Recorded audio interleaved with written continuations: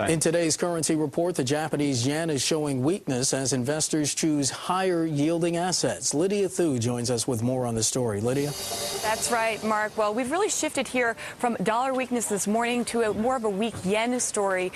Currently, the dollar has now turned positive as the yen now dropping against all major currencies on the day. Now trading at about 98 yen to the dollar, and that's on the back of consumer confidence rising in Australia by almost the most in 22 years. Also got some data from China. Their property sales and investment seeing a bit of a pickup there as well, and the UK manufacturing expanding for a second month in April. As a result, you've also got the yen falling in particular against the Aussie dollar, the British pound, and the New Zealand dollar as well, with the Aussie dollar actually touching its strongest versus the yen since October.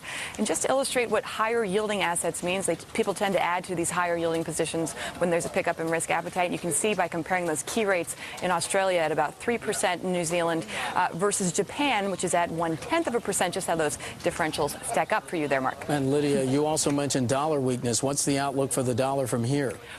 So we just got our results of our Bloomberg survey of terminal users today, and those investors are predicting further dollar weakness as that demand for higher yielding assets continues and global growth picks up. Now, the survey's index for expectations on the dollar fell by the most since March 2008, which would continue the dollar's decline this year. Sean Osborne of TD Securities saying he expects the trend of dollar weakness, basically that prevailed before the credit crisis, will return. Back to you. Lydia Thu in the newsroom. Lydia, thanks. And remember, you can read more about the yen, the dollar, and all of today's top stories on our website. That's on Bloomberg.com.